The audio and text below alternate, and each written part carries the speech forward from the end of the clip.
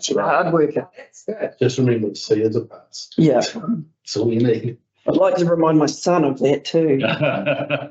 All right, we're on. Thanks, Wayne. Appreciate that. Great. So looking forward to welcome you guys. It's good to be back here with you guys. As you said, Pete, a long year in front of you. All of us, actually. So it's great that we've been able to get this off on track, I should say. And as I was saying, Saskia, to you before, look, I think this is going to be very much a semi-workshop, albeit we need to recognise we are in public, but it's actually a reality that you're sort of just in time, out of necessity, to get to this position. And I want to say well done. I think things are pretty coherent, and I know that tomorrow you've actually got the real job of having to try and adopt this. So well done. But look, we're just a couple of formalities to get us straight into before we get straight into that. And one is firstly apologies. Perhaps we could just recognise Sarah May join us. She is trying to join. She's trying to join. She's trying to join online. She's got the link, but she's started up her laptop and now it's decided it needs to do an update. Okay. So she will be with us. Right. So I'll move from the chair with a sustained apology for lateness. Though a second, please. Thanks, Tracy. All those in favour. Thank you. Public forum, none. And look, just to clean things up, we do have the minutes from the last meeting on the 16th of December.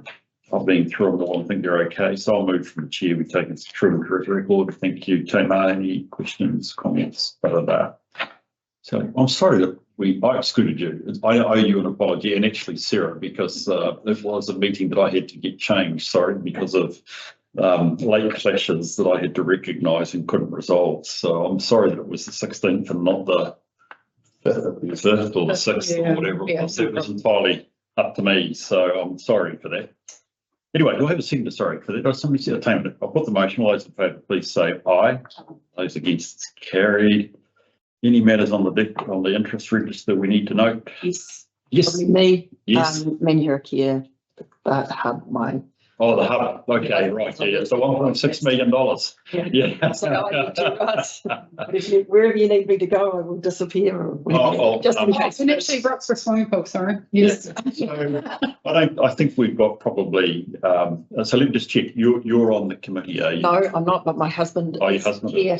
Is chair. Oh, okay. So, Rightio. and he's the big, so I definitely have a conflict there with him. And from the swimming pool side? I'm the chair. Oh, you're the chair. Okay. Yeah. Well, right. Okay. Okay. Yeah. Your views, is it going to affect your ability to take part in the conversation? They're both key items. Is there a need? Do you feel like you need to get out?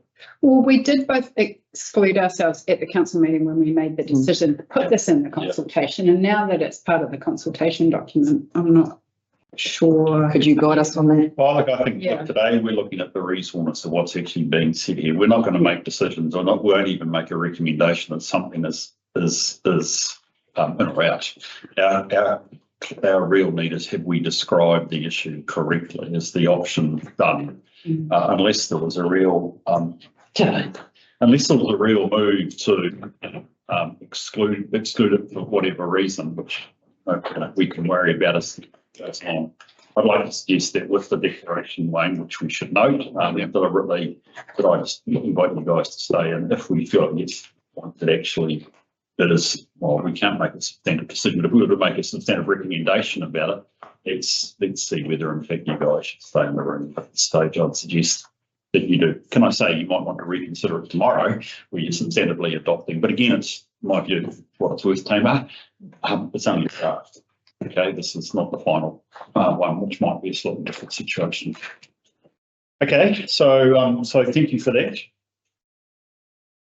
So that does get us then on to the consultation document, and while I've got probably a way I wouldn't mind sort of rocking through it, I think Saskia probably, let you open with the paper, or Peter, just to let us give us a sense of progress, where it's at, what you've got on your mind, and more importantly, ultimately, is anything advice you can get out of us as we go through this?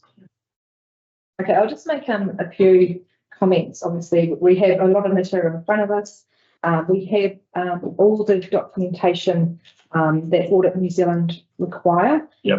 You will note that some of it does need some edits. We are going through Judy's pickups to look at the development contributions policy and just make sure we're happy with that. So we will have Tom tomorrow in the room, just to talk especially about the new contribution for the community facilities.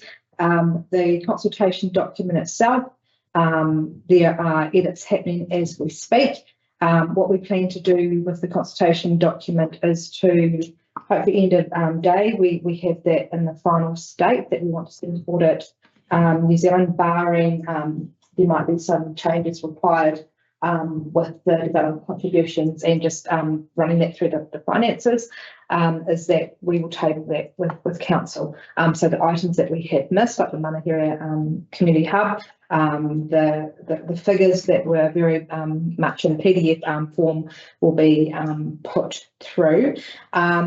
While there are some tweaks on some things needed, a lot of the policies are in really good shape from our perspective. Obviously, the committee might have a few questions on those. So I guess really we'll just throw it open to work through them and take questions. Paul, do you think anything? No, I think we've just got to remember that we're in the beta stage of delivery. Yeah. And Is that a West Coast statement? Is it the beta stage? it's an IT statement. It's an IT statement, well done. So we're this is the user acceptance testing.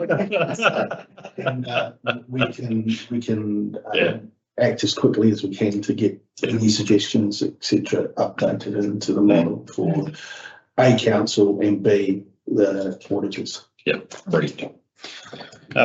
Look, Peter, sorry, I should. Boss, anything else you want to add to any of that? Look, like anything, it's a ton of work that's been done by the team, and a lot of that was over the Christmas break as well, and some things. And look, this is just a straight fact of life. Small councils will sprint up to the deadlines simply because of the way it is, and it's might not be any different for big councils, just that they have a larger team. We have one or two people put all this together. We've had to use outside agencies as well, and we've had to sort of blend in with their timeframes and that sort of stuff. So it's not been perfect by any stretch of the imagination, but it's pretty realistic from where we are in the scale and the size of the organisation. And what we've got in front of us is actually, a pretty good starter that we can refine. And there's some more discussions later on today as well. That's what they refine. So perhaps big picture, Saskia, in terms of. I can't take those out. I can hear you. G'day, that's you, Sarah. G'day, guys. I keep dropping in and out every time I try and get the sound in, but I'm going to leave the video off, but I am listening to you, if that's all right. Brilliant. Well, it's great to hear, Sarah, and thank you for. I understand you've had to refresh your system, which is great. So good to have you on board. And look, please make certain that you call out if you want to raise questions, Sarah. We've really just gone through the introductions, and I think that the cap I put over this is, look, I recognise that. Subject feeling of the meeting, I mean, I'm confident that we will pass the motions that are proposed in the paper, but I'm thinking we're having as much discussion to help with any last minute developments. But I also want to raise a couple of big picture questions, if I could, particularly as your independent member, but none of them are ones that actually, by the way, again, would cause me to be too worried. So look, I think that's where we're at. So at this stage, if I've picked it up correctly, you want to adopt tomorrow, Saskia. The audit will take place so that you can get this through for the 19th of February. We are trying our hardest to get everything uploaded, pending this conversation with council tomorrow, by Friday onto the audit dashboard. Yep. Our auditors are ready to start on Monday. And then, so that will take a month, as it does. Then a hot review early March, sort of hopefully that first week. But we have allowed an extra week in case. Oh, sorry, is it 19 March? Sorry. 19 March. Sorry, So 17, I think it's actually the 17th of March, we'll have the council meeting, as it were. And consultation will start on the 19th of Right. March. Yeah. Okay, sorry, I was an infant. So that, You probably just wanted to go into a holiday, and I said it's 19th of February. Yeah. So 19 March. Yep. yeah, and then we will tomorrow at council.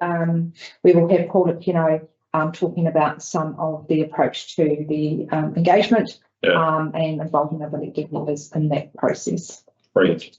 Brilliant. Okay, look, I just always find it helpful to go back to, so it's going to be a pretty open conversation, by the way. And I think we start probably primarily with the consultation document, if only because it does have a summary of the financial strategy, which I'll be keen to look at, and Julie, the infrastructure strategy, for which I've got questions around both, by the way, so don't get too worried about that. So I think let's look at the consultation document. At the end of that, we can see where we're at. There is all the other stuff. And thank you for including that, because it's one of those things that tomorrow, well, actually, it'll also be primarily on the 17th of March, you will need to adopt the supporting information, because the basic construct of the Act is, or the intention is, the consultation document is what you're going out with. It can't, by the way, it's actually yours is pretty good size. Most consultation documents, in my view, are too big. It's impenetrable. But the idea is that you don't actually have your policies or whatever. They can be referred to by interested party. Hey, look, the critical test for us today as a committee, and dare I say it, if I can be blunt, you as Polly's, is the statutory requirement of the consultation document is that it explains significant and important matters. Okay, so it doesn't have to cover everything. It covers what we consider is significant and important. Secondly, when you're wanting to consult on those things, that you give the range of options, which you've seen sitting inside there. And that really is the key thing. So it's actually it's not a shrunk down version of your draft long-term plan, which more or less you have. It's actually what really counts that you've got to get your community's view on in the adoption of this. Okay, so I just want to reflect on that one. It's really important. Saskia, let me start with my question, which you know is coming. Tell us about water, and actually the fact that after year 2, we have this big dive in the rate take. I've got a question about that going forward, but that's neither here nor there. And excluded for the last 7 years of the LTP.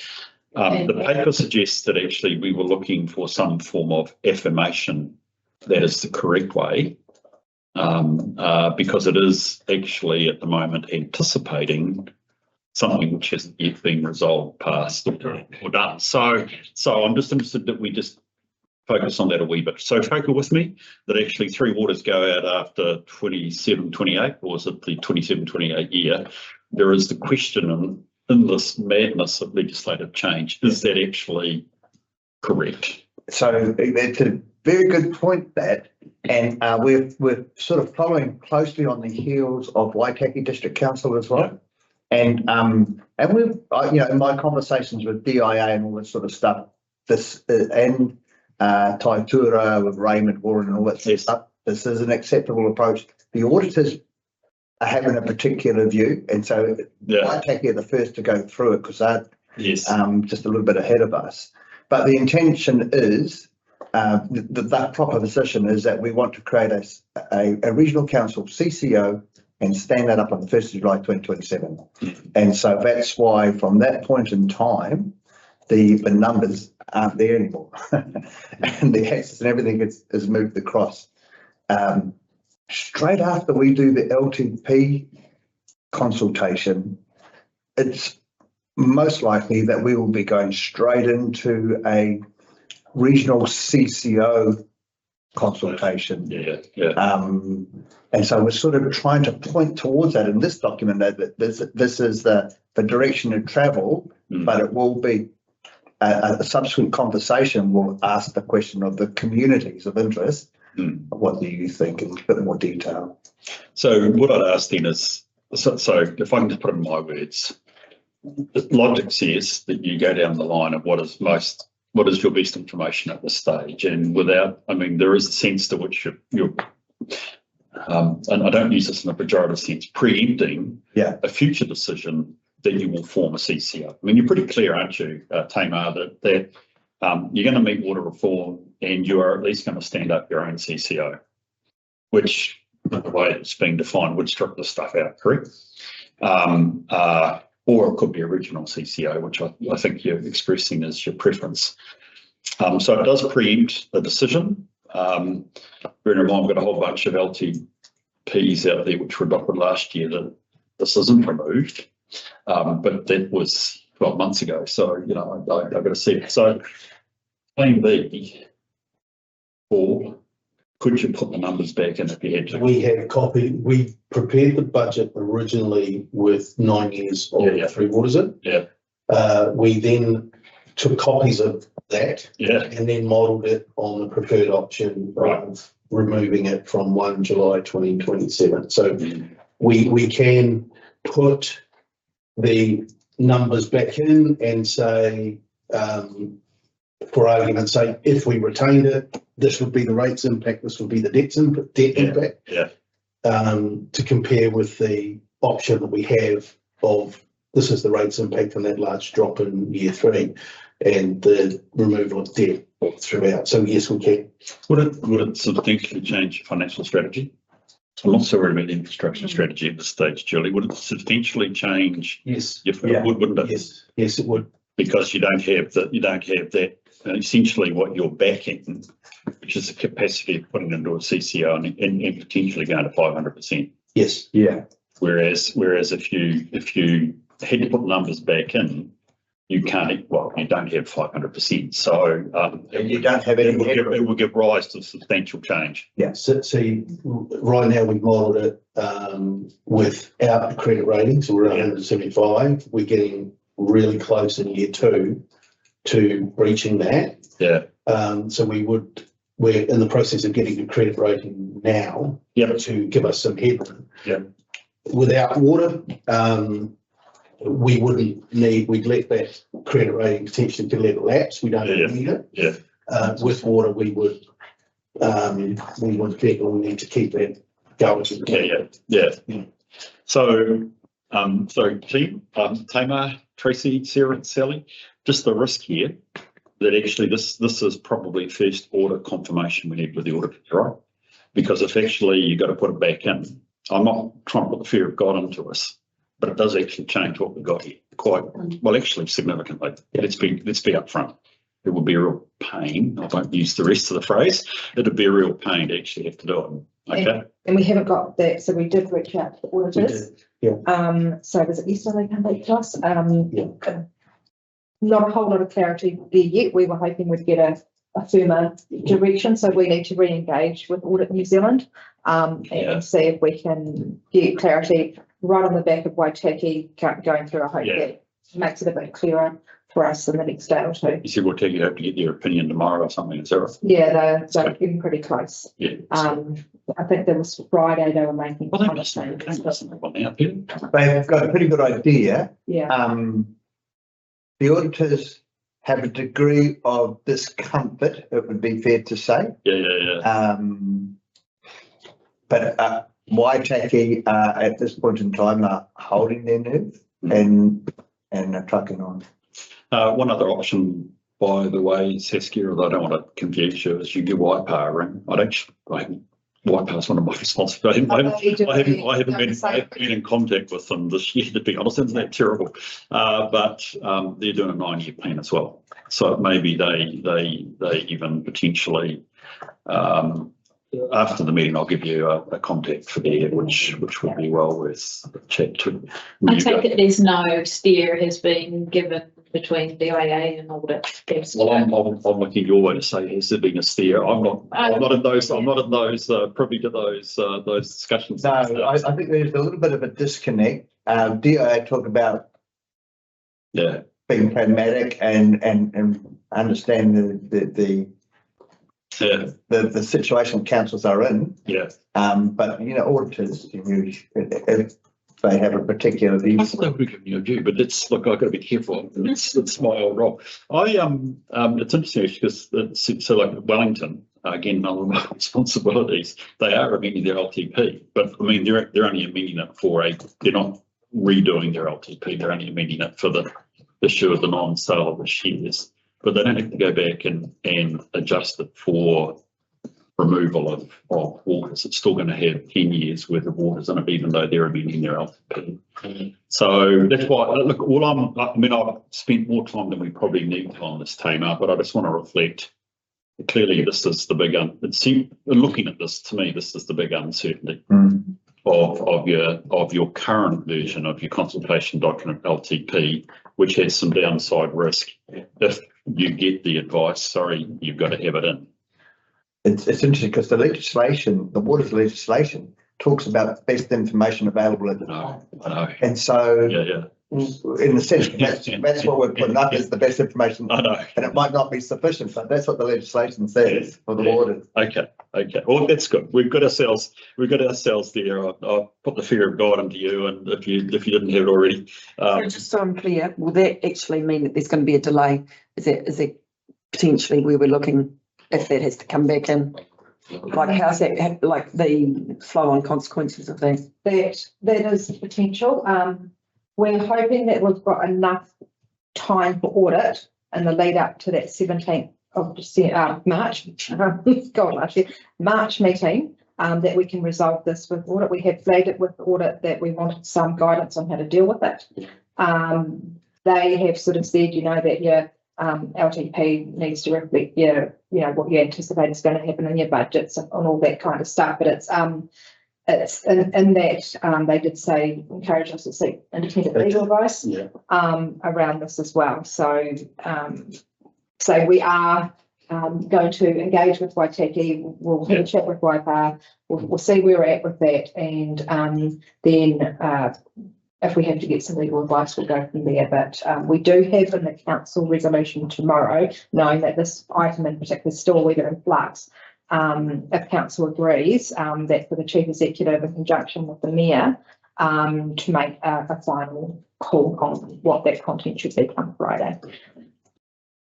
Yeah, but potentially if we don't resolve it, yes. But I say we have reached out to Audit New Zealand and said, hey, we want some direction on this. So they know that we are. Further to that, they reached out to the OAG, who actually are the ones who make the final rules. I mean, Audit New Zealand will do effectively what the Auditor General tells them they've got to do in terms of this audit. And one of the reasons we reached out was because we didn't want to get through the audit with the auditor saying, yep, that is fine, and then we get to hot review at the end of the process and the office of the auditor, because that's who does the hot review. Right. The office of the Auditor General saying, no, that's not what we were expecting. We're not going to pass it. So, but then they're not there to provide advice. They're there to apply the rules. So hence why they've said we need to go and get our own advice. And I'm not sure that getting our own advice is going to get us any further down the track. No, I think what's going to get us down the track is precedent, which is if people like Waitaki get through, we can point at Waitaki and say we're doing exactly the same. And that will get us a lot further down the track, I think. Tracy, the only thing just to reinforce it though is my concern is that it has to come back in your existing financial strategy would have to change. Because essentially you're booting it off and saying that the metrics of the new company will be able to deal with renewal backlog, the developments that are needed, etc., because it's got greater capacity. Well, if you can't kick it out and you've got to reflect in your 9-year numbers, you're going to have to reflect that spend, and you're going to have to think, how the heck do we fund this? Within the existing parameters, even including an assumption of 285. Yeah. And I've seen elsewhere, it's not a pretty picture. The expense of every other capital project. Yeah. I mean, it intuitively reinforces your presumed decision that you want to get this into a CCO and yada, and get regionalised and everything else under the sun.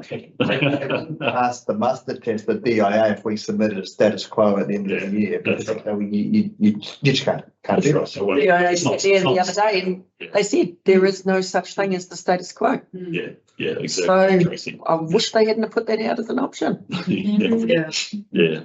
Well, it's only because we have this view under the Act that you should always, as an option, reflect the status quo, which just We know where we're at, but it's okay. Right, yeah, so look, we have the CD itself. How are we going to do this?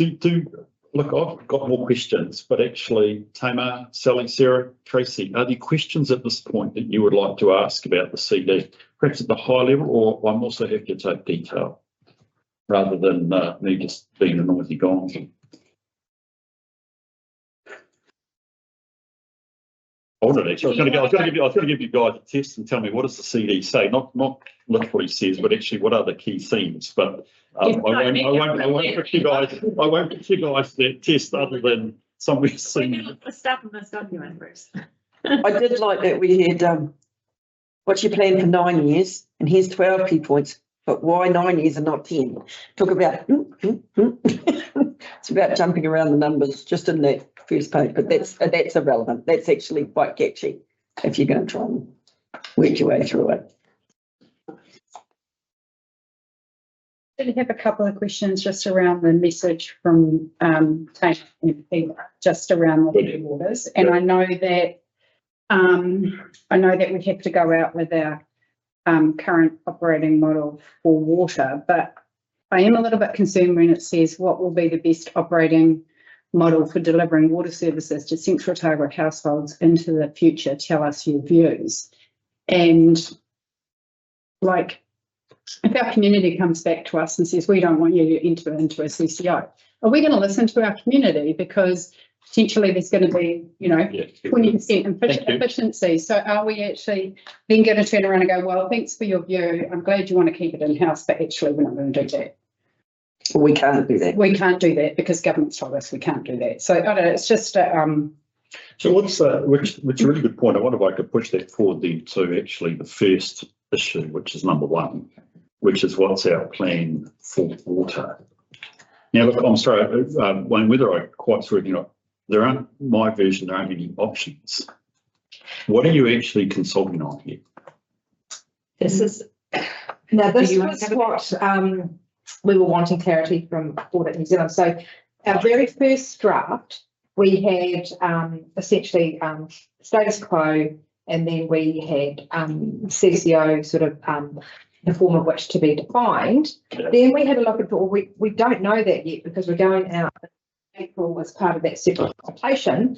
So then Julie had a good look at it and suggested that we word it so that we refer to that consultation, and that's the point where we went to Audit New Zealand and sought the clarification if that was going to be a way forward. We've got a holding box there with options in case we're not going to get away with just pointing to the separate consultation. So that's something we need to work through in the next couple of days. And my advice kind of came on the back of your point there around the fact that we're not ready to tell people, here's the options and here's the information about those options, tell us your views, because they're going to be telling us their views on information that on the perception of what it means, not the information we're providing them, because we're not ready to provide that information until April, May. So I question, why are we asking people to tell us their views when we're actually going to ask them to tell us their views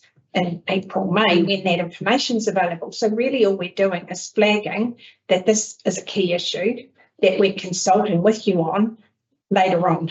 Yeah. And that's been the chap's document where the local water done well timelines don't align with LTP. And I know that Gore has gone to the minister and asked for, and they're in the same boat as us doing an LTP.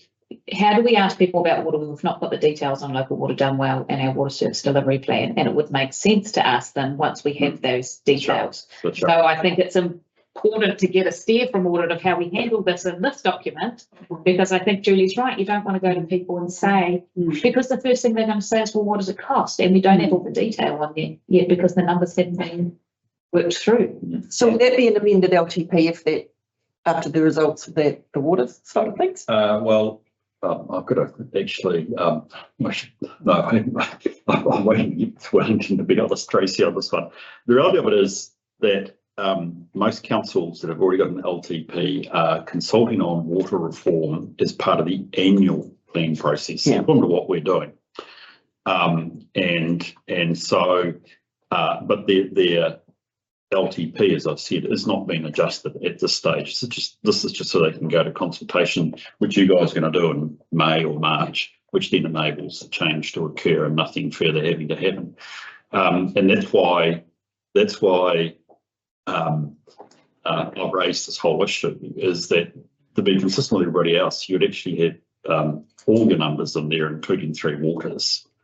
You'd have this May consultation, which is enabling you to actually have the consultation over the water. You're going to have to amend your LTP. You can just do that later, is what my understanding of the dispensation under the Act. So this actually puts you out of step.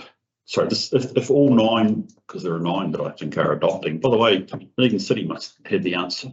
By the way, they must have the answer, because they're doing a 9-year plan as well. They must have the answer to whether the numbers have to be in or not. They're not doing a CCO. Oh, they're doing it in-house. That's right. Yes, Oh, okay, already. So you haven't got direct answers. Well, So it's a we shouldn't be, when I say I shouldn't be talking to the city, I don't know. So it has to be, no, that's sort of to show separate numbers that it separate out as the options that ring go. fence, wouldn't they? Okay, so look, all I'm wanting to reflect here is, I'm not suggesting this isn't, I don't know whether this is quite an issue, is really what I'm trying to say. It's a perspective issue, I think is your point, Julie. We will be coming back to you, but we have prepared. So it's really a key point informing the community on the basis of, the key basis of the preparation of this draft LTP, and indeed how you're consulting. Yeah. And I would imagine what we've got down into the box, I'm sort of assuming that because in the language we say, we believe the establishment of a regional independent water services organisation is the financially viable model. And so I guess that's the proposition. The alternative is option B. It could be the status quo, which we know will come at a reasonable cost to the rest of the organisation because of it. And so I would imagine Audit will say, well, we want to see what the option B is, type thing. As that. Yes, but you'll do that when you do your consultation. We will, but I think they'll want to know and hear. I'm assuming that there's your proposition, but what's the alternative that you're thinking about? Which I guess is a status quo, but the regional CCO consultation will go into that in a lot more detail. And it might not be the status quo, it might have to be a single council CCO, because you probably can't put up something that's not going to be financially sustainable. But, we still have to work our way through that. So, all I'm trying to think here, Peter, is I don't think you've got a consultation item here.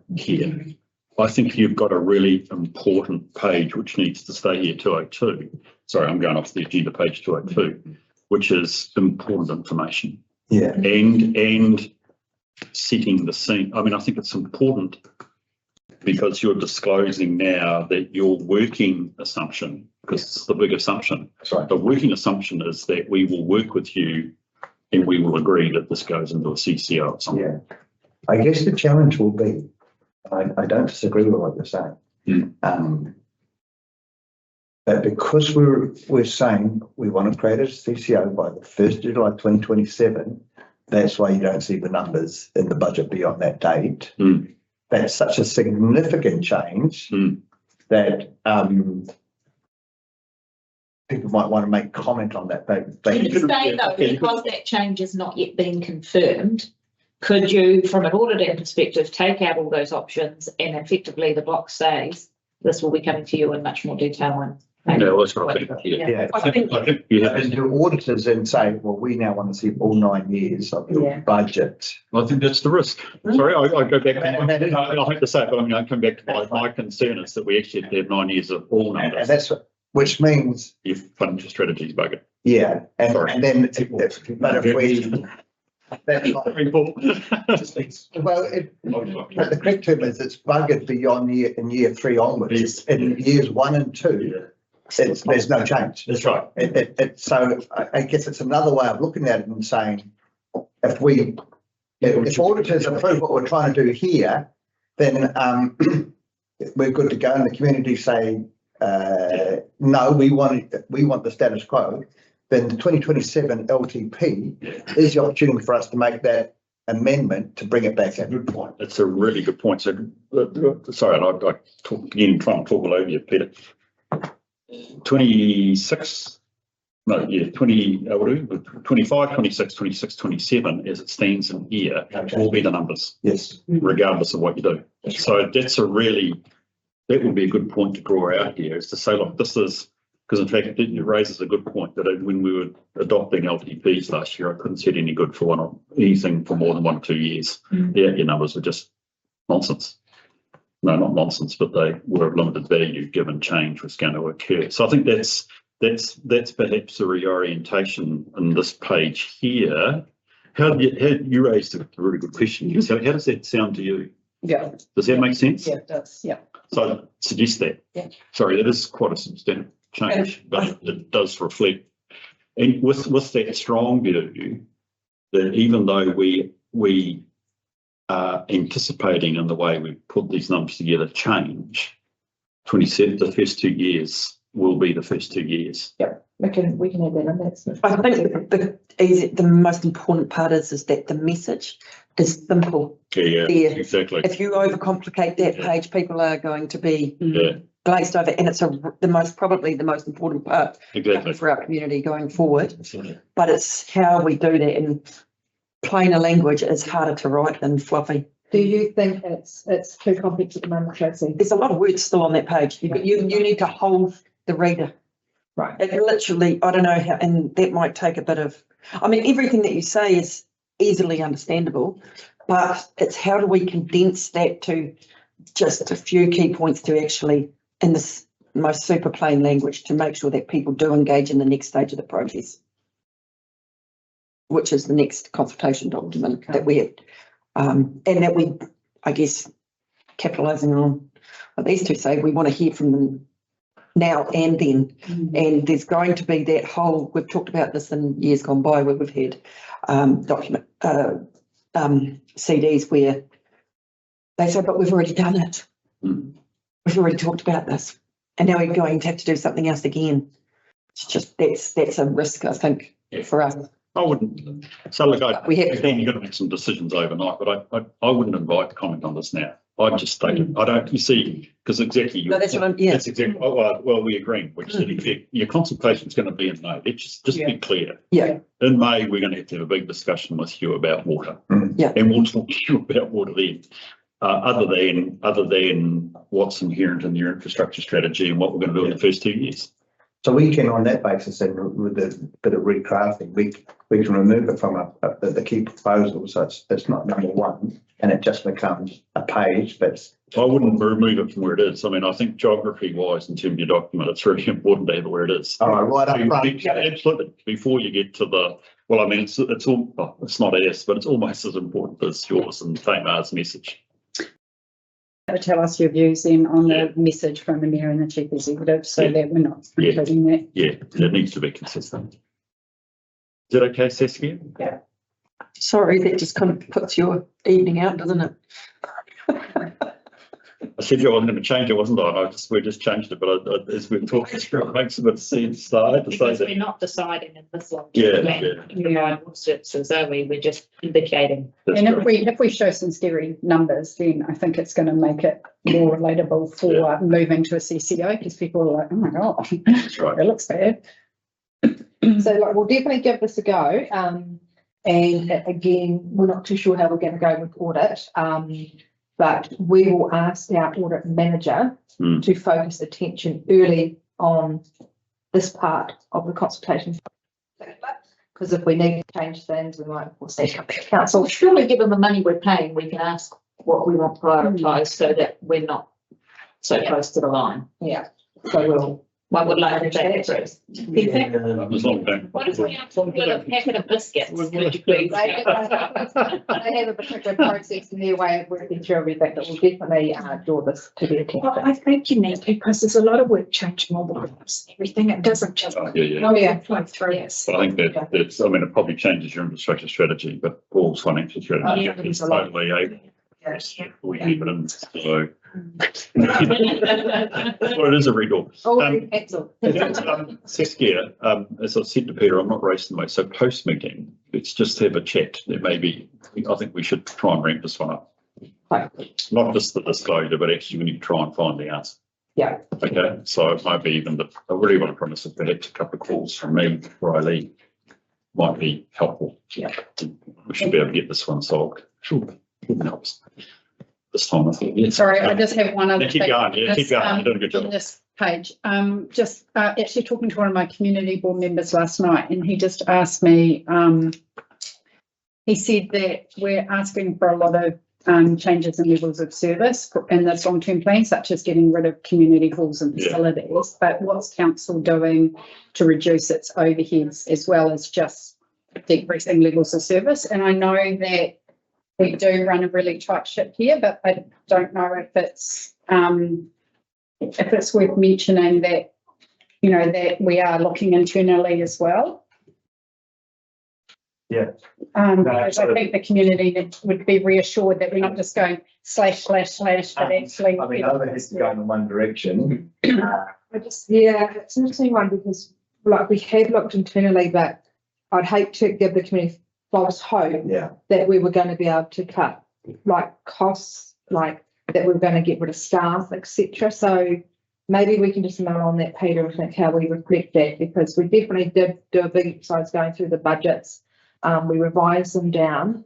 But in terms of savings, it's been more in sort of the big savings were made in the capital programs of work. It wasn't in electricity, it wasn't in staff. It's actually in there.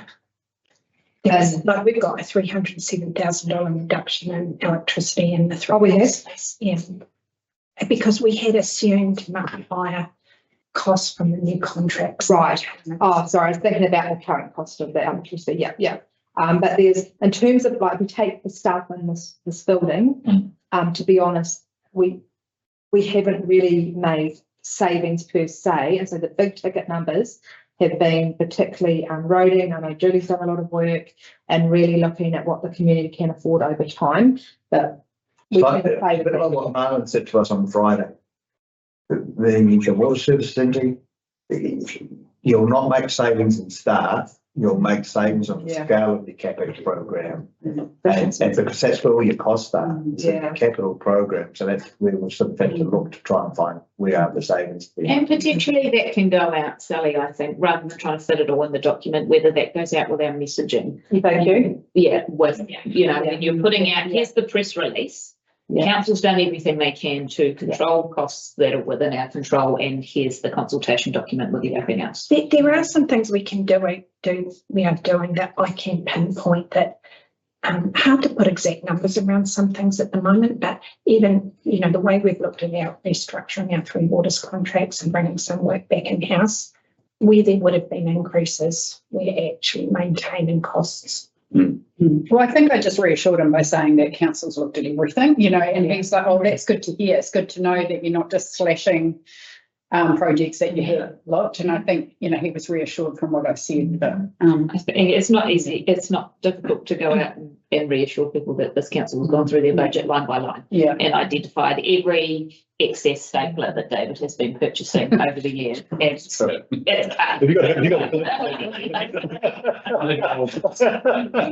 People see the staff numbers going up, but they don't always understand that we were paying someone outside the organisation 3 times as much as we're paying the person that we're employing now to do it. This way. Constant Yeah. increase, I think, from Yeah. that sort of, Yeah. Yeah. showing council some numbers for 3 or 4 months ago around our libraries and pools over the last 5 years have grown in line with the district, so Yeah. 22%. Yeah. That's what our patronage has increased by, so naturally your loans are higher and all of that kind of stuff, and everything gets worked and used a bit harder too, so. Yeah. Okay, thank you, Sally. That's really helpful. Any other Tamer, Tracy, Sarah, I hope you're still there. Any other questions you'd like to raise? Yes, I am, Bruce. I'm listening intently.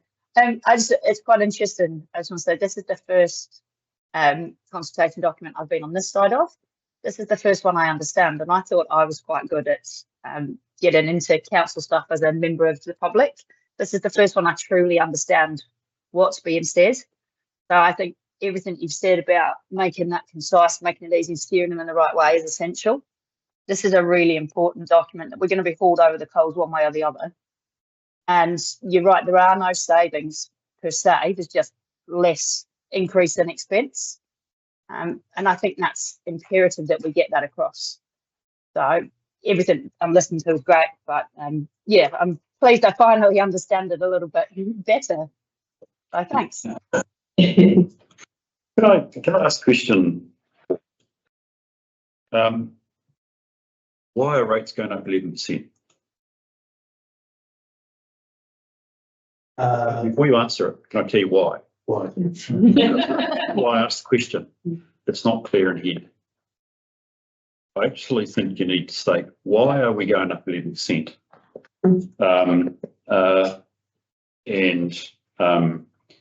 Actually, to be honest, looking at the document, I'm not quite certain why. Now, I'm not saying it should be lower, by the way, because it probably should be a lot You higher. just want to. But I think for clarity, this is going back to Sarah's point and indeed yours, Sally.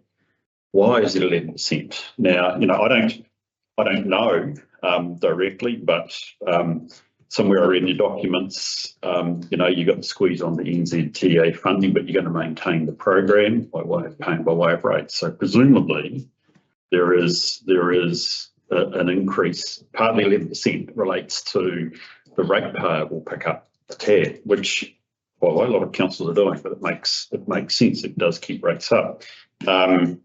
I was going to, and we'll come back over the bridges. So it doesn't. I thought you might be trying to do more on your bridges, but I think you're trying to squeeze 30 million into 7.6, aren't you? There's maintaining community facilities. There's some stuff there and here which anticipates that you will do things under your preferences, which gives rise to increasing 11%. I actually, I don't know whether you have an easy graph, an easy summation, but I wondered whether you were able in this document to show why is it 11%. Yeah, we've got that table, and we've showed that to council, so we can. Yeah, I think it goes back to Sally's colleague's perspective. Actually, we know why it's because it does have to be 11%. I'm not doubting that at all. All I'm trying to reflect is for clarity. Let's be upfront with the rate. It's going to be 11% because of donk. Yeah. More a narrative is what you're. Yeah. Well, I'm a bit of a pictures man, but well, a pie chart. But I think if it is things like maintaining our roading program in the absence of NZTA funding, that's a really important message. Because it says two things. One, we're going to maintain levels of service, but it's going to cost you more.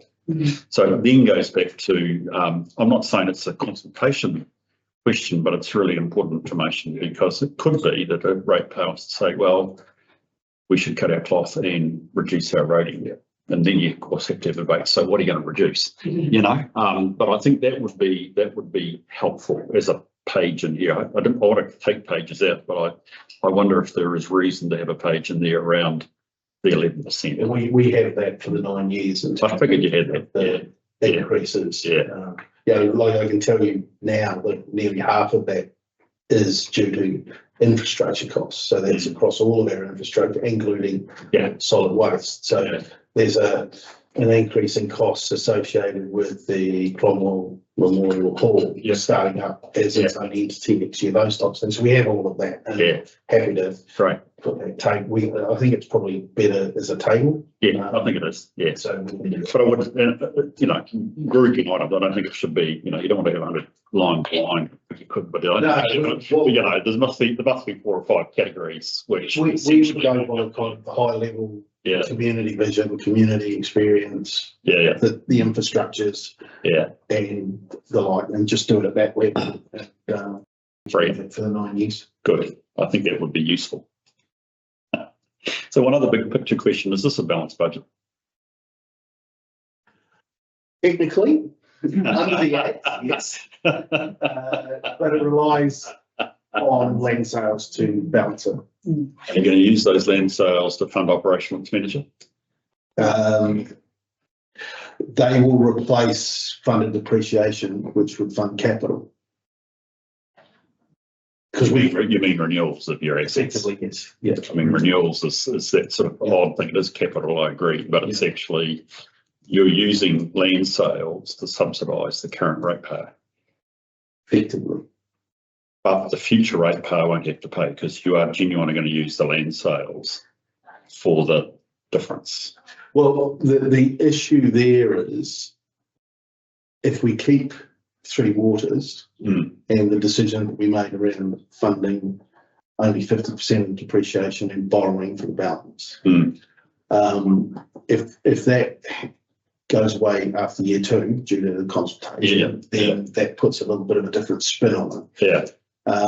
If we're putting 9 years worth of information back in, then a decision needs to be made around, are we going to project funding only 50% of depreciation on the waters, which goes from a 2-year and it's gone type of thing to a 9-year. We really need to have a conversation around exactly what you're talking about.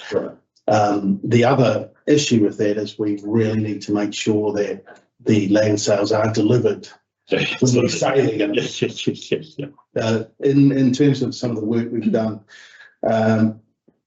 all but 1 year is unbalanced in the original projections at 50% depreciation funding for Three Waters. On the assumption of land sales. No, that was just the original, that was the decision that we made to reduce rates. Yeah, it's balanced in that you can meet your renewals requirements. Yeah. It's not balanced in the sense of each generation paying its. Well, effectively what we're doing is that we are borrowing to meet the difference. Yeah. And the land sales will be used for whatever they're going to be used for. But because we can include them in the balanced budget equation, it balances the budget. That's why I say is it really balanced? Yeah. Okay. Alrighty. That's a question for well, you do have to pass a resolution yes. When you adopt that actually this is a balanced budget. I mean, the fact is many councils up and down don't produce balanced budgets. And I can't. And you have to accept why is it prudent? Yes, right. And that's really what my question is. Why is this a prudent budget? Because arguably at a tighter, technically you're right, but at a tighter level, it's not. That's right. You are either borrowing off future generations, that's right, or you're going to have to use land sales to make up for.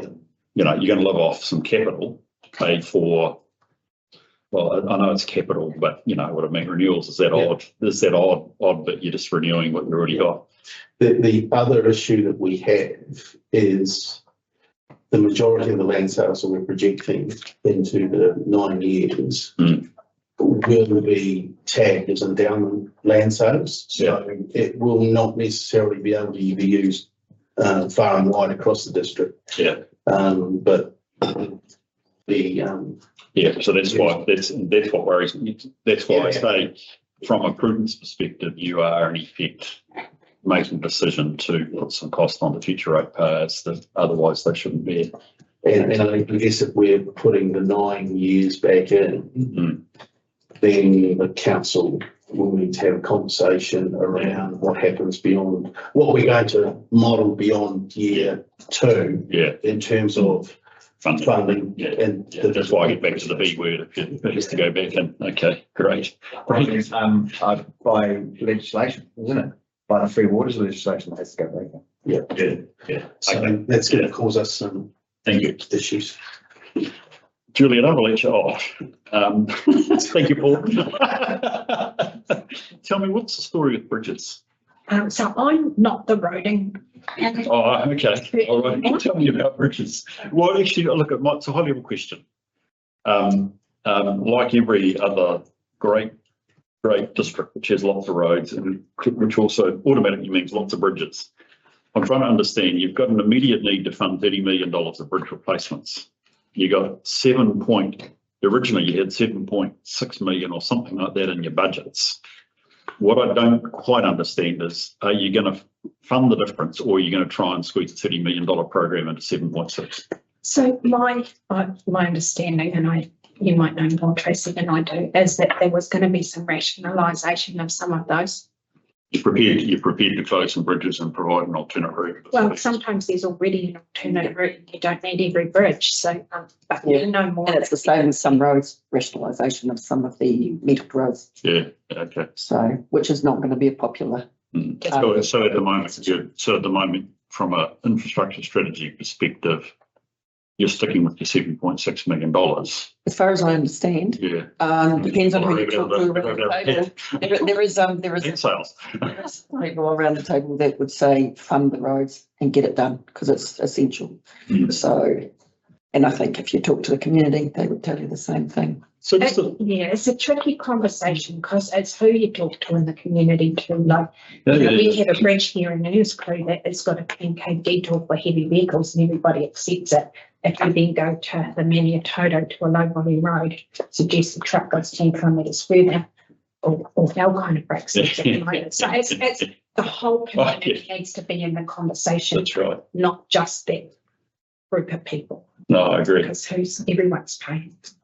So is it clear in this? Sorry, it was just one of those things that I read from having, sorry, Yeah. and sorry, I appreciate the previous, but in reading the infrastructure strategy, Yeah. this struck me as going back to, I think, was it your point, Tam, or whatever yours said, this is a real level of, I'm not necessarily trying to say there should be a consultation thing, but again, the critical assumption here is you're not promising a decrease in level of service, but level of service around providing transportation and bridges in particular is a real risk. So one of the things that's happened because of our squeezed up timeline, so we've had consultants writing an infrastructure strategy. The information that was provided to them around years 1 to 10 is really detailed. I think what they've done is they've picked up year 10 to 30 from that previous infrastructure strategy, and there's been some changes that have happened in the preceding period that hasn't flowed through to this document. So I think we actually need to go back to the writing team, and certainly I've picked up some things in the water stuff where what's in year 11 to 30 is different to what we've got has changed from what it was, what the information is that they've worked on. So I suspect that'll be in that conversation because I know there's been a lot of work happening in the bridge space, and so things have changed. And so that $30 million was in 2021. We had identified $30 million, and that was the kind of scaled back program. So that potentially is even more than that. Yeah, but because our budgets are all done from years 1 to 10, we do years 10 to 30 outside the system. That's right. So QP might just not have given them the spreadsheet with an update of years 10 to 30. I know they picked up some things in the water, the same. So, okay. 10 to 30, I think there's a wee bit of work just to fix some errors that might be in there. Yeah. But that just, Saskia, just, again, from having tried to read the suite of documents, the bridging issue and its well, effects to me, probably just was a question mark in my mind as to whether, in fact, that it's a bit like, to me, it's almost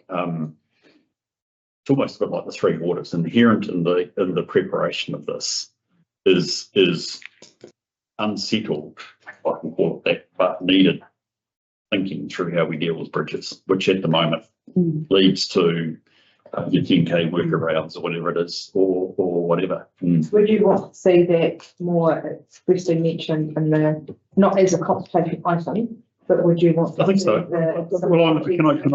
I know you've got about a minute to think about it, but my answer to you is, can you think about that? Would be my advice. From reading.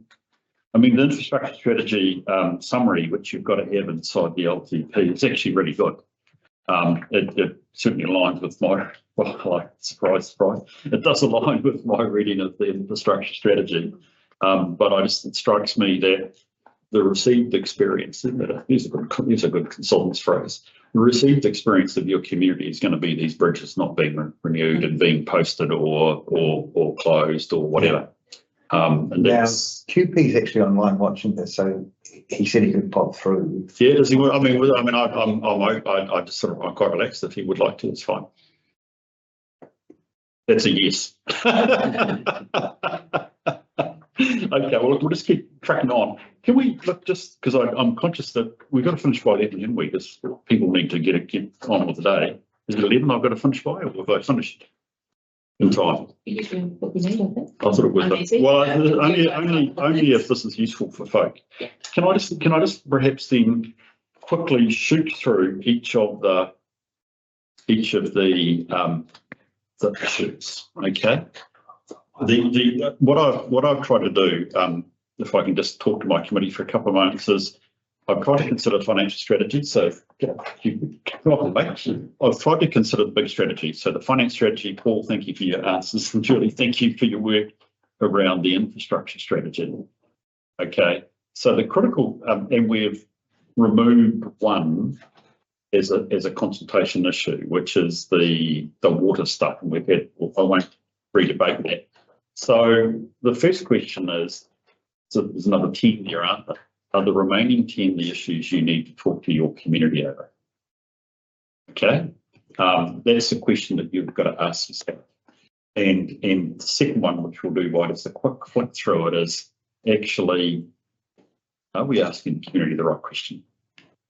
Probably are, but let's not get too right. Welcome, mate. I'm Bruce. Good to see you here, buddy. What can you tell me about bridges? What's the question? Well, I think what I was looking at when I looked at your infrastructure strategy, was, broadly speaking, in the interim or the medium term, $30 million worth of bridge replacements, and you got $7.6 million in the budget. Yeah. What is the plan at the moment is that we retain the 7.6 question mark, and therefore find non-bridge replacement solutions for the balance, or what? Yes. So what's the plan? It's really the question. So we put together a bridge strategy as part of our 2024 submission to NZTA, and that looked at different options based on having a matrix which looked at classification of road and detour length. So looking at where there was opportunity to undertake lower level of service alternatives for bridges, divestment, third-party contribution from landowners, right through to replacement of key structures. So what for the first 2 years of this long-term plan, there is only one full bridge replacement, which is Bridge 145, which we have NZTA subsidy for, and a lower cost alternative, lower level of service for Bridge Scott Lane Bridge. And then into the next, and then we've also achieved funding to allow us to undertake Crescent Valley end of life assessments for the next 3-year funding bid to NZTA, and based on their approval, so to speak, of our bridging strategy, they are looking at us to look at multiple divestment options for a number of structures where there are alternatives in place and the detour isn't onerous, so to speak. So the full cost of bridge replacement over that time is that 20 million. 20, sorry. 20, yeah. But I think it's 30 bridges. Okay, really, my numbers going the wrong way. Just going off the top of my head. We will be building that investment case for a large number of structures. For I believe there's 14 in the remaining of this 10-year period to look at, or the next 3-year period. Sorry, but a number of those will be considering divestment options, and we're already exploring that opportunity. It's where it might serve one fund. Yes, we almost treat it like their own bridge. No, I understand the illustration. Okay. Strikes me that there is a level of service point here, Saskia, that is useful for the community to be aware of, isn't there? I mean, internally, we're talking about a reduction of level of service. I guess the question is it is getting out there to the community too, because council's getting a few phone calls about why is this happening? Why is my road not being graded? Bridges aside, but it is certainly being. I've had phone myself. On a gravel road, perhaps you can tell me what your ratepayers are saying. I might use the arguments in my council. However, So- the alignment is for that level of service when you are talking about a road that maybe services one or two properties in terms of that communication and conversation. Is it a one-off? Because are we talking about something that everybody needs to have the ability to have a say on it? Or are we talking about 100 people who will have a very Which is vested interest in it? a really good point, which is a really good point. I was thinking at a higher, and I think I could say community-based level here, Tamar, which is that actually, through keeping, you are pursuing, it sounds negative, but I'll put it this way, a reduction in level of service. You are actively looking at a program that will give rise to all bridges being subject to review with the reality there's less money in the system, particularly from the CTO. And just something a little bit more context, we have our funding, so obviously we're a year behind with the LTP, but we've had our funding confirmed for the 3-year window. Yeah. So we know what bridge replacements we will be doing, and we knew what bridges were end of life for replacement in this current 3-year window. It's the next 3-year window, 10-year plan, where we're looking at unsealed road strategy, potential for reduction in level of service. There might be instances. So we're talking about 2027 for that conversation. Yeah, so one of the Very pieces that come up in our commitments to working on is one of the things council considered was how we maintain our roads as potential opportunities for cost reduction. Yeah. We couldn't make a straight decision right then and there what that was, so we need to look at what our grading frequency is on roads, what our hierarchy, what our classifications of roads are for the 2020, and we will bring that back to council prior to our next NZTA bid, and have that unsealed strategy, which will consider all those things, which would be a 2027 piece. Okay. And then all the work we're doing on bridges, we're still building our picture of our future bridge replacements and what ones have opportunity for investment, the Brisbane Valley Window Blight assessments to try and justify investment is all for 27 onwards. Okay, so your key point, this is all perspective rather than actual reality. You haven't adopted yet a strategy of reduced level of service, which, you might. The next 2 years are locked in terms of our NZTA funding and the work that we're doing. Yeah.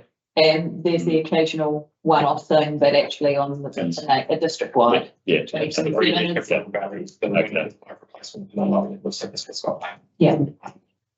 And we've been working with that community around what that looks like. Brilliant. In light of that, Bruce, do you still want us to? I don't want, no, I'm trying to get a sense of actually, have we got the right issues in front of our community? Look, that's fine. I think I can look with a prospective nature. And I wasn't looking here at it. I didn't sense right from the start there was necessarily an issue that you should be there for putting options. It's not like you can say, prepared to pay, an extra $500 per property, we'll build the bridge. It's more a case of, is this a useful vehicle? And it may not be, given the statutory requirement, to indicate actually, hey, we're having to look hard at our roading and our bridges in the way. That you Come back to you. It sounds like we're pushing back at that idea, so I probably can look with that one, to be honest. We could always, again, put that, have that as FAQ, because, Tracy, you said that it has been talked about in the community. Obviously within the infrastructure strategy, that's raised the questions that we started through. So maybe rather than, because we've got a lot of items in this conversation. Where's the summary? Yeah. Well, it would fit in, do you think, Bruce, with that? We've already talked about why my rate's going up 11% and talked about what is council doing to reduce our costs. Yeah. And maybe that's where we have a line of, because a lot of this is community facilities. And our next long-term plan, we'll be talking about what level of service for roading and bridges looks like. Just let me have a look here, because on pages, it's the infrastructure strategy page, 2 pages, we've got, which is page 223 and 224 of I think your attachments. What we say here are our priorities are to meet the minimum standards for water wastewater compliance. We know that, provide infrastructure services for growth, maintain existing infrastructure in the most cost-effective manner, and we then go on to say this will help retain levels of service and maximise their useful life.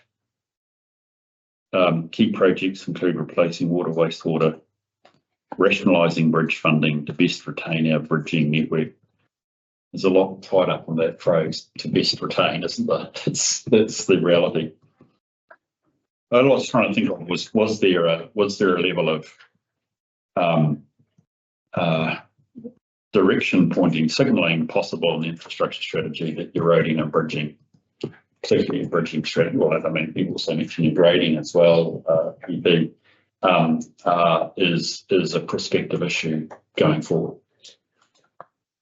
Would you be happy with something in there that just highlights this conversation will be coming to our community in 2020? Oh, yes, something to that effect came up, but but then I think it also goes back to Tracy's point. Obviously you make a decision over Scott Lane, so that's going to automatically impact that will generate discussion, I presume. But Scott Lane is to be honest, but anyway, I presume that will generate some conversation. So it might be just a useful little holder to have in here. I guess the other thing that's sort of potentially triggering that is we're doing a bit of BAU work around bridge postings and narrowings and different things like that, which is highlighting the bridging issue and different things and bringing that to front of mind. And we've had a number of queries and inquiries with regards to restrictions on bridges due to prolong the life of those. So that's where a number of the queries Tracy's given comes from as well. Yeah, okay. So I'll leave it perhaps just as a bit of political instinct. That's really what I'm trying to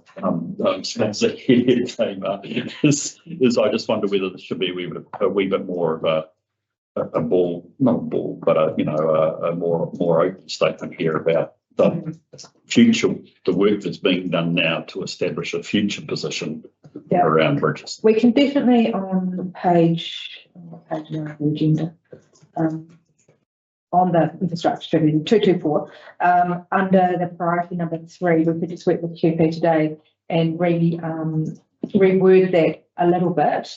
Maybe it's just some wordings on the end around council's need to develop bridge strategy will guide these tough decisions, and we'll be looking at a range of options to come to the community in 2027 with, or something like that. But we can so in QP, if we want to look at 224 yeah. I'll do that right now. Thank you. I appreciate it. Thanks.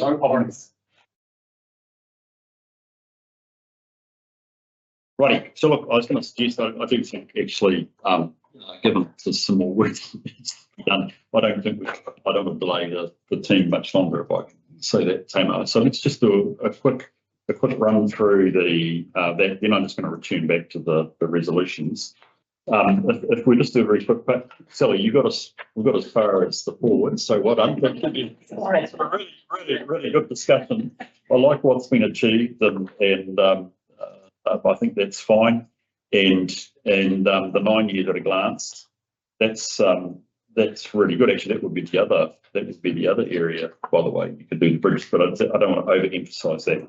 So we need your help, which is fine. We just need to think carefully about any logistical or connection that would come back from dealing with page 202, which is being set up as a consultation question, but we're thinking is actually more one-off informing and again indicating the May or whenever it is consultation you're going to have around waters, but the important assumption that actually we're going to go to a CCO. So then would we take out our plan for water on we need your help and let's go straight to the future? Ministry model. We need to help with it. We don't need your help on water, we do, but it's going to be in the future. 2 is volumetric water charging. Sort of fine. Can I be honest? We're a bit sort of restricted by the Act and the idea of option assessment. How do you work out A, B, and C as options? We did quite a bit of detailed work on that to get to that, and there was much debate around the council table. Still is. That's a really interesting. No, it was interesting because I was trying to think out really what are we saying to the community. Use the water more wisely. And the user pays. And the user pays. And it was the idea that with rates, there is very limited ability for people to control their rates bill. And this is one area where they can choose to no longer have a tropical rainforest or whatever it might be. And for our people who are hurting the most, which is pensioners, this would benefit them. We've got a lot of low income users who have very limited ability to control their bills, but things like power, food, and here we can say water. And they're heavily cross-subsidising it at about $800,000 UAC for high water users. I think what we haven't been able to do well, and is the fact that when I came to council with this, I said we either have to increase the volumetric charge and get the water use down, or I'm going to have to pull forward a whole lot of capital upgrades for growth work, particularly around Cromwell and Alexandra and Clyde. We haven't been able to model what bringing forward all that growth work would look like. We just said it's going to be ugly because there's also operational benefits from reducing water use as well. And the science is pretty clear. I mean, and we actually have a really high consumption rate in this district, even with water meters, which is, I was staggered at the high consumption rate. And that flows through to your cost of capital. And well, not so bad as people they use loads of water and they get a bill for $45. Yeah. Where's the incentive to reduce your water load when you look, because you're not looking at it going, I'm paying $800, you're looking at it going, oh, water cost me $45, so I don't need to worry about saving water.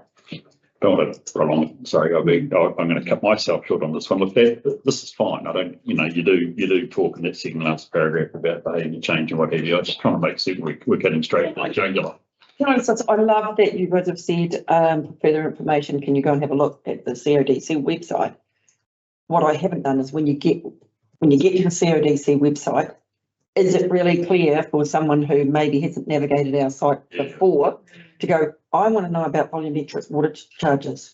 So will it tie? What I'm saying is, will it be so easy that someone goes click, click? So when you go onto our Let's Talk platform, there'll be like a consultation page, and what was listed last time is down the side that had all the supporting documents, and we'll put hyperlinks within the consultation document. So once we are out of consultation, if you want to know more about something and we've got a supporting document, we'll click it through. You will have the hyperlink for you. And then also if people can manually choose to click on links as well.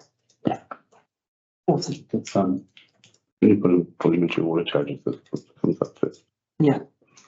of interest, the three other partners, the CCO, none of them have water meters. So volumetric charging is an alien concept. Yeah, Waitaki is consulting and bringing them in.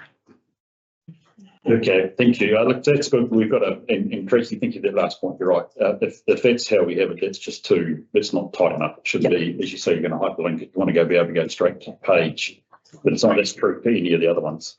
So look, community halls and facilities, the big one for the community this time around. You're really going, so you get jugular. I don't mean that in a pejorative sense, but if I go to loving a diagram, page 205, if you've got it in colour, it's very interesting to show you, the drastic way. That's motive.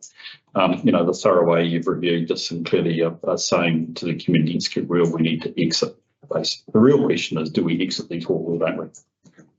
I did have a question on the $280,000 that it would cost to run the halls, because when you go down onto page 206, if you add up all the costs of running the halls, it's a lot more than that. Yeah, those costs are for 9 years. Oh, Yeah. oh, okay. So I'm just I see. Good, thank you. We're not funding for savings. Yeah, it's just like, Sorry, sir. it's just like, surely those figures don't match to me. Okay, thank you. Well, I would have just again, liking numbers and diagrams. You say portion of income from rates. I just say rates contribution. Make it simple. Or the rates contribution to the hall which is. You put a total at the bottom. Would it be of any value? That's a bit easier, isn't it? Yeah. You put the total right at the bottom. I just think it might be valuable, Paul. Just at a high level, we're running halls and it's costing us. I can do a quick ad there, but it's costing us $3 million a year. Yeah. In rates. Well, bear in mind also that's 9 years worth, so. Oh, yeah, sorry, so $3 million over 9 years, so yeah, whatever it is, yeah, okay. I had a McDonald Roxborough Pool Punawai order, that's a mouthful actually. I was intrigued with, not knowing Māori that well. I wonder what Punawai order means. It's something healthy, isn't it? Safe water. Safe water. Okay, brilliant. So look, yeah, anything here it seemed reasonably straightforward. Do we, does council take over the pool? I take it that's essentially the key question. Yes, true. Yeah. I think that's reasonably straightforward, and the implications are there. The Alexandra outdoor pool. This is the old pool. No, this is at the Molyneux pool complex. There is another pool outside. It was the old pool. That's gone. It's gone. Okay. It's the only one I know. It's fine. It's a place. It's fine. Not that one. I walked past the one It's up a there. long time. It's a long time. Yeah. Oh, it took me how many decades. It was always cold on a hot day. Okay, so look, again, reasonably straightforward, but this one seems okay. We're happy with that. Do we have the same picture for 4 and 5 deliberately? Yeah. Of the child. Yeah. Or is it, do we have We could to? probably have a different one, couldn't we? It's probably just because they both talk about pools, but maybe we should have a different one just so that each one's got a different picture in terms of formatting. I don't know if it's- Yeah. Other one. Got some nice people in the picture of the Roxborough Farm. Families are in there. Yeah. Yeah. I was going to say something else, but I better not. Public section. For number 6, we've skipped because it's not in the document, which is the club. Yeah. Oh, number 6. Oh, sorry. Yeah, number 6 is the hub. Yeah. Again, I just wondered, have we looked, the real issue is he's prepared to, what was it, $1.6 million on the line to subsidise the hub. And the challenge being is that. Sorry, not without, sorry, I raised that without saying the rights or wrongs of doing so, but in effect, you're really putting up $1.6 million. And that's the difficult thing, is because the hub committee are committed to raising that for the most part themselves, and this is a backstop that they're asking for. I just want clarity around it, because it still must mean that if despite what I don't doubt are genuine attempts to fundraise, and I'm sure you're in the thick of this one, Tracy. Yeah. If they can't raise, they can't squeeze any more out of the community or funding sources, the council's up $1.6 million, more or less. Yeah. Look, it's obvious. I mean, I've got it reading it, to be honest, so I guess it's obvious. Like, sometimes I like to hit people between the eyeballs, which is not wanting to put a dampener, by the way, on the hub. I think, as I said, I've played the hang of a good idea. I just think we have to be realistic about that, so that's fine. 7 is the sports car, supercars. So are you prepared to prime the pump? These guys are voracious. Did you write that one down, Peter? Okay, no, that's fine. Look, I'd say, broadly speaking, actually, it's amazing the number of people that are Paul's and my age that sit on that plane into Queenstown, and they get up and you see them reach up and they pull out a helmet or something from over the top that come to that motorsports park. It must be a great generator of income for the district. It may be as much Queenstown, but by hokey, there's a lot of us old aging men that want to have a quick trip around the sort of town. So I presume women do it as well, but they all seem to be men wearing AC/DC t-shirts as well. It's the other thing I've noticed. But anyway, cold chisel or something. Artificial turf at Maniapoto area sports. So we're into some of the key issues around, again, does council have a core as far as that's concerned? That I don't propose, unless there's more debate around that. Or Dunstan High School, again, I think it's reasonably clear. The picture's the same. If you want to. Yeah. Sarah, maybe you'd like to provide us with a picture of you playing hockey. For the consultation document. Nobody needs to see that, Tamer. Nobody needs to see that. So look, what else? I think the rest follows through. You mentioned you got Tom working on your development contribution box or finalising it. You got it. It's really only a reconciliation of numbers into your financial strategy as the contrast to. Yeah, and just with the time pressures, the development contributions policy didn't have a chance to be reviewed by Julia QP Yeah. before it was sent out to the committee. So Yeah. we would like the infrastructure to do, we're just going to go through and just make sure Julie QP and also David, the new community facilities, that we're feeling comfortable with it, and then we'll run that through the full budget. To be fair, that we've been quite involved in the development of that and eroding and through waters is probably more the new ones where there was more emerging developments happening through the process. Yeah.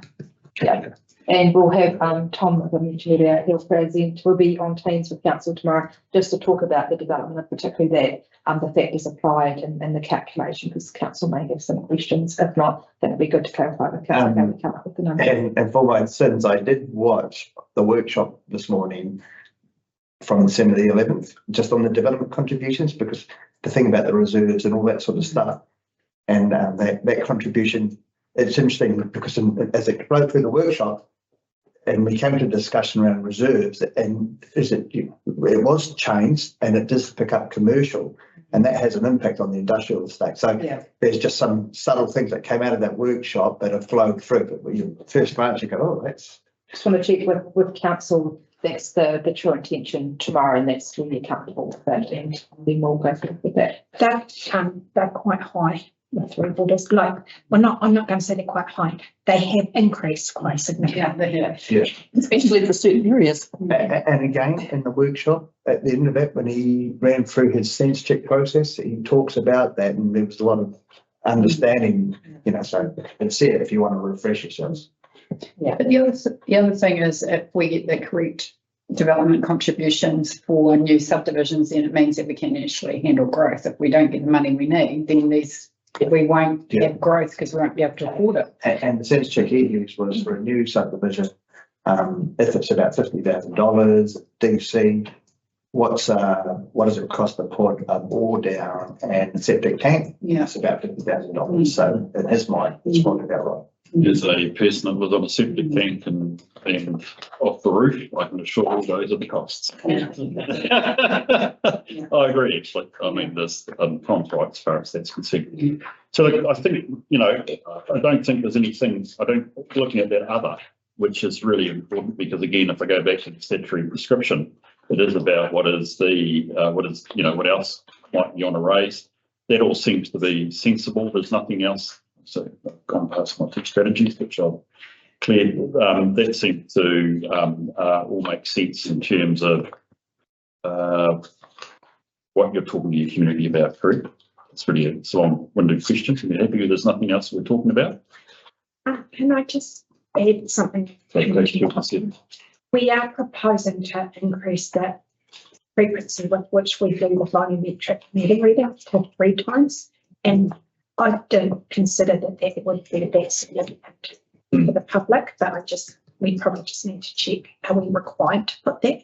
Because it'll change the dates for payments, that's all. I believe that would probably be tied up with the rates resolution at the end of the year, when we talk about when we're billing and when we're going to do the reading. So I don't think we need to worry about that.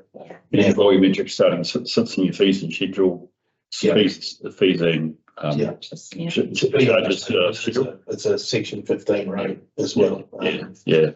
So we cover that off in the resolutions at the end of the year. So there were 2 other questions I had,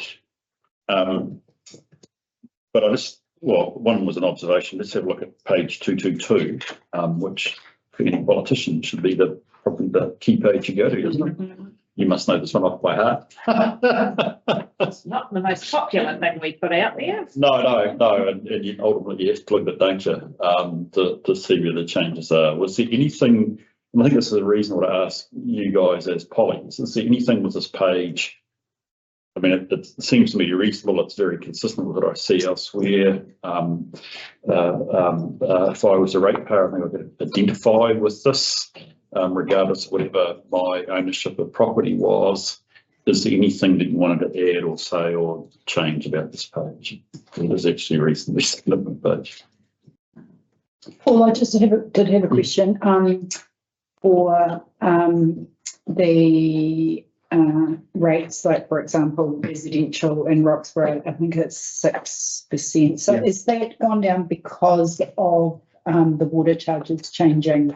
Is that, they were like, I mean, it's not obviously 11% last year, we had quite a big rates increase. Yeah. So is it part Yeah, of that? but these numbers don't include volumetric. Yeah. This is just straight out of the rating system, so Yeah. that will be one of the. That's, yeah, affecting, yeah. When we add the volumetric base, that will change. Yeah.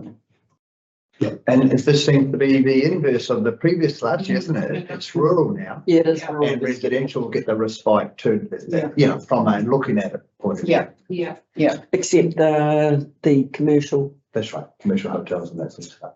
And residential Miller's Flat. That's not gonna be awesome. Yeah. What's happened with, why's that? Miller's Flat residential, what's caused that? I suspect that's probably because that they won't get the benefit of a reduction in depreciation on water charges Yeah. because they're not part of the Yeah. scheme. Yeah. I mean, Yeah, that's not I the problem wondered I that have. as well. Yeah, okay. The other thing you've got to remember is offsetting is the Teviot is going to pick up a significant increase due to the Roxburgh pool. Yeah. $260. Yeah. I think. It's in the Yeah. legislation, so Yeah. it's Yeah. Actually, I thought it was a big number, but it's, you know, it just shows you the cost of providing public facilities. Yeah. Yeah. Yeah, okay. Well, that's really, really helpful. Can I just add one question on Yeah, that? sorry. Paragraph on page 220, Oh, yeah. where water and wastewater are rated, not very large, just checking that that is accurate.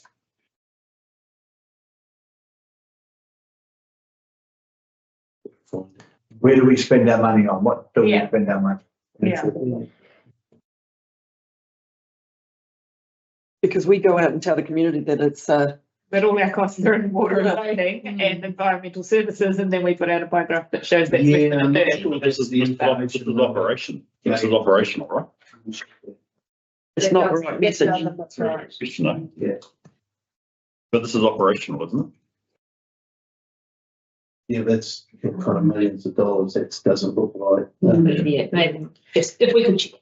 Yeah, we do that. And if it does need a little bit of clarification as to what that is, that one on 222, just going back to it, sorry, can we put on there, is it good in there? Can we hyperlink, come on, if you go, you'll find our handling, oh yeah, okay, just, it might be easier where you say go to your, you'll find the handy online rates calculator. Just make, could we just say, check your own rates or check your own property, just something super simple with a link. Yeah. It's quite a- It's like another one where you've got that nice shaded box, just to have your shaded box linked to your, check your own rates. Check your own rates. Here's the. And the only thing that I would say is that we won't, timing wise, it won't look like that. When, like if you go on, if someone gets this consultation document, it won't affect that. Like they'll go on and have a look at their rates, but it won't affect it until. They might look on and see my rates are $2,000, and then following consultation, we keep all the halls, and now their rates are not $2,000. So it's, and. But you're referring them to a rates calculator that would tell you what your rates will be. Based on the consultation document. That's what it's, if you put in your details, it'll tell you what your rates will be under this. Does it do that? Might be, not will be, because if we make changes. You know what I'm saying. It's going to tell you. based on this. Yeah, and it's a shame we can't Shared options. put in a thing where you tick 5 different boxes to say what you want to keep and then you calculate, but I think that might be a wee bit beyond that. I mean, it's doable, but man, could you imagine everyone comes with their little piece of paper, I only want to pay this. Do we want to have a think about that? That sounds too big. Yeah. That's Which one? useful. There was nothing, so I think we've all done our work through this. There's nothing else at this stage of the committee that we really think needed to be in here. I know that's sort of what can't you see, but Yeah. in terms of issues, in terms of sitting around, we've talked a bit about the bridges and we've got a way through that, which is less than perhaps what I anticipated, etc. Was there anything else that we needed to talk about here? Can I just get That feedback, sorry, from the OAG that we got at I think when you came to the panel as well. Could I read this and understand what the rates are going to? Is it easy to read? Is it easily set out? The idea of the consultation document was that a layman could pick it up and read it and have a general understanding. And if someone wants to read the 300 additional pages, we provide that opportunity. And I think from a layman perspective, this is a good indicator of what we're planning. Great. I'm pretty, comfortable. I don't know how many pages is it for? 26. 26. It's pretty damn good. Maybe 20. That's pretty good. Yeah. So scary. I see too many at 70 or 100. Well, that was the first thing the boss said. Yeah. I I'd agree. originally preferred 10, but Yeah. that's not heavily, Yeah. but Yeah. you've got, there are pages there with these lovely photos, which I think is actually. Break it up. I did look at that racing one. I did look at the racing one for a while, but I don't know what it was that I was trying to look for. But anyway, there we go. But I think your point earlier, I think that point earlier is why are your rates going up? Yeah, so that's why, Yeah, that's a really 11.6, good I think Paul's graph on Yeah. what the headline. I mean, you could actually The just say, headline. why are your rates going up? Yeah, the headline Everyone reason. understands Well, it. actually, it's the headline reason why this year it's 11.6, and I think you can do it. I mean, given and it might be just, Peter, for yours and Tamar's, for just that sort of slight protection re-emphasis. Yeah. This is good for I wouldn't put it this way, but this is good for 2 years. Yeah. We're all agreeing that. I think we understand that this is good for 2 years. And that might just be useful. And that's the reason why 11.6. And what is it, year 2, Paul? 12-ish, something like that, I can't remember. Yeah. So, And I mean, in 2 years' time, we'll be doing another LTP to be able to reflect the changes, what the reality is. range. Just going back to that pie chart that. Yeah, we think it's not right. Yeah, excluding that, what do we spend your money on? It's a little bit, what do we spend the rates on? I don't know, your money, it sounds very, It's not your money because you've given it to us. yeah, and I feel like it's if I read that without a, What we've taxed you and how we're spending it. That's what I'm trying to say. I know, but How we've invested. I mean, right now, I don't know. at national level, the David Seymour and Chris Lutton, they talk about your money, all the time when it refers to taxes. Yeah, it does. It just is quite a, I think it's quite terrible that the government don't have to pay development contributions, quite frankly, because they're the ones that want growth, and yet they can come in and not pay a DC. Like, that is criminal. One thing about saying it is your money, you wouldn't believe how many ratepayers we talk to who want council to go and pay for something and just don't make that correlation between they're going to pay. They want to reduce the rates, but they would also make a hydro slide at the Cromwell pool. Yeah. And it looks for too. Yeah. Yeah. Sarah, I did go through, I think it was a late posting out, the return you've got to provide to the auditors. Yes. So I went through, thank you.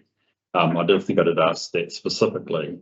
And what I did and was interested in reading was actually just to understand your internal control processes that you've gone through to get this here. Because I mean, the biggest issue is that we're producing this under pressure. If it was, I hate to say it, I'm looking at you before because I know it's weird. A number is suddenly out, we've got a spreadsheet wrong, something crazy that actually it's one of those oh no moments because you suddenly got to try and defend it. So you're comfortable, Saskia, that all your control processes have been in place? I think in terms of as good as or as comfortable as we can be. Through the audit process the 2021 LTP, the auditors did find a couple of things that needed to be adjusted, so I can't say it's 100% perfect. But you know, as far as, and you know, there's always, there's a risk for human error. Yeah. Because, you know, we enter these budgets manually, but we have been checking them. So look, I'm feeling confident enough to, you know, put these papers up for you today, and that, you know, come Friday, we'll be in pretty good shape to go. And we still have time to catch some things in, so I just think about my last case that I came through. They issued their CD and then they had to put out an addendum because the numbers were wrong. Yeah. And it was quite a significant impact. Yeah. That should have been picked up. I mean, we've got a few weeks still with audit and all that sort of stuff to be completely as accurate as we can be, to prevent that from going. Look, all I'm wanting to reflect here, Peter, is please take that time. I mean, it's madness because you've got to go back to BAU as well, but I I'm always just conscious. Well, two things. I like to look our auditor in the eye and know that if they have found an issue, we've done our best to find it as well. And, you know, sometimes you got to take one on the chin. But I think equally better for us to have done our own homework as much as we can. So I think that would be useful. I did have one other question. Paul, all my questions for you, Paul. It might be for you too, Julie. Essential services benchmark. We don't ever meet that. Why is that? Let me have a. Sorry, I've been hunting through my papers here because I can't remember what page it's on, to be honest. But why are we nowhere near essential services benchmark? It's on page 38 of the agenda, not the late paper. The agenda. Thank you. Thank you for that. I just had also put that down. Yep, me too. Yeah, so page of the agenda, the original agenda page, we had, so I know we've got a different approach to funding appreciation or non-funding, but the issue is why is our CapEx, because it's total CapEx on the networks, so low relative to our depreciation when we're even in these 2 years, if I've picked up correctly, Julie, we're still trying to do a lot around protozoa barriers and blah, blah, blah, blah.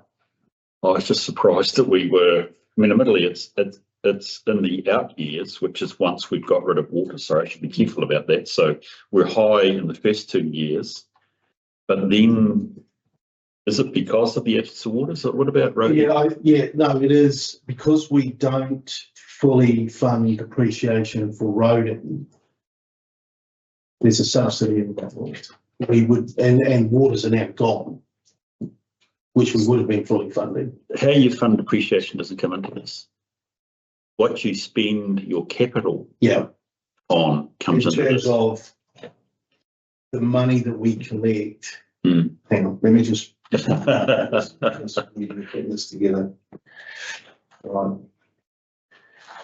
You give you my help. No, it's a proportion of expected depreciation on That's right. services. That's right. Okay. So does that mean the benchmark? So what we're actually doing, there must be underspending on the roading space, depreciation on road, because waters is gone. Yeah. And we would have been fully funding waters and renewing everything that we needed to renew, etc.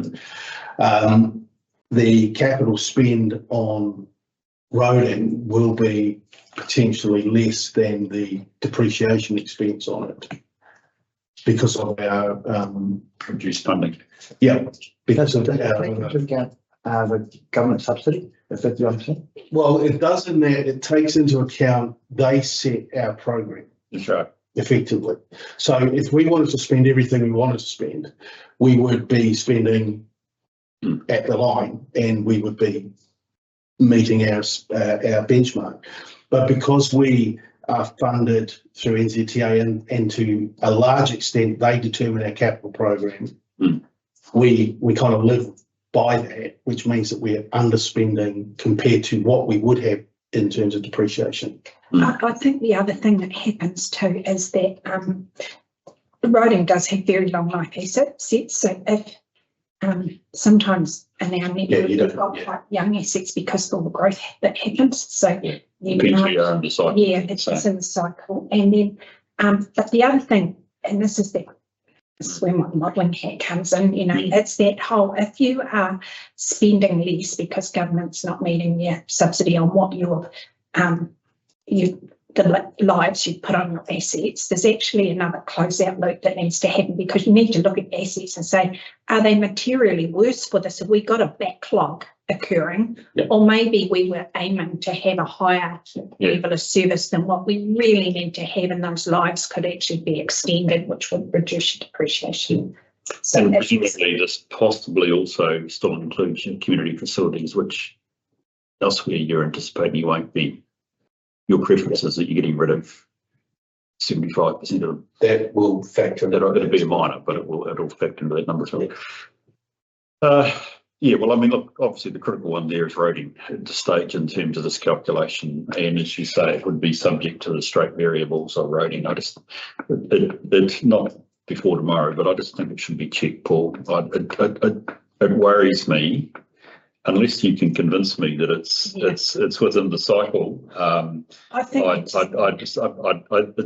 it probably is correct. I just would love to know the reasons why. Otherwise, it does suggest that we're actually more significantly running down our asset base than we intend on doing. And roading the two assets that have the high depreciation cost are bridges and lives, are bridges and pavements. So that's really the only two bits you need to probably look at. Yeah. The rest of it, you tend to spend it as you generate in the depreciation. Right. Yeah. Okay, so let's go to the resolution. Sorry, I am conscious. I think we should just try and keep ticking ourselves away here. So the resolutions is that we received the report and we accept its level of significance. We are going to recommend that the draft consultation document be provided to Audit New Zealand for audit as required under the Local Government Act. And I think, just in fairness, to subject to the comments received, subject to amendments for the comments received. Is that okay to put that in there, please, Wayne? Yep. Then we also recommend to Council the following supporting information be provided to Audit New Zealand to facilitate the audit. Well, that's all sort of fine. I don't think there's significant stuff in there that we would need to say subject to comment, because I don't think we provide a lot of comment other than perhaps even like the last discussion, so look to see whether in fact that's where the essential services go. But I think it does actually.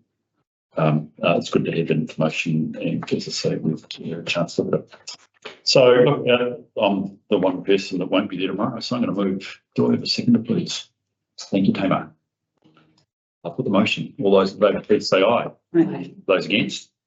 It's carried. Well done, guys. That's the first hurdle. You've got a second hurdle at least to go. I guess the third one is the auditor as well. So well done, Saskia. I'm conscious that, I must confess, this is my first full week back, but I know that across the local government, many people are working really hard. So you and the team have really appreciate you and your teams and bits and pieces. So thank you for getting us this far. I know there's a bit to go, Peter.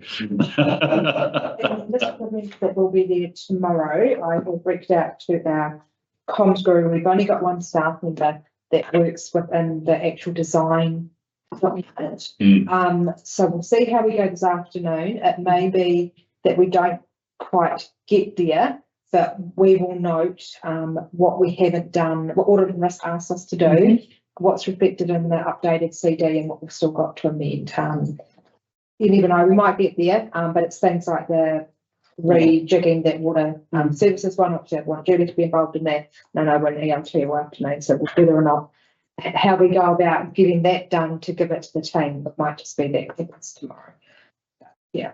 And I spoke to Saskia, I will highlight for the meeting tomorrow that just anything that's like a typo or a grammatical error, we'll just email to the team so that we don't fill up meeting with misses and and we have picked up a lot of those in the last day when we've been through things. It's a few sort of circles around things, but oops, key there, oops, a random space there before the full stop. Perfect. Now, Saskia, after I propose, I'll give YPAR a call. It'd be easier for me because I know them there. I'll just give them a call. Fantastic. And see if I can bring up the answer for you, at least from that end of the country. and see how we go on that one. But is there anything else that you guys need from us at the moment? Probably just get here and on today. Time. More time. Another day, yeah. Yeah, we'll postpone council tomorrow for about half an hour. That's, yeah. Help provided. No, all the best. So thank you for that, guys. Appreciate on everybody, and thank you to QP that came in. QP, is that a submission? Yep. Yeah, QP that came in. It's great to have them online as well. Come in, which is good. So I think it's good. Hey, the meeting's closed. Thanks very much, Bruce. Wayne, I know.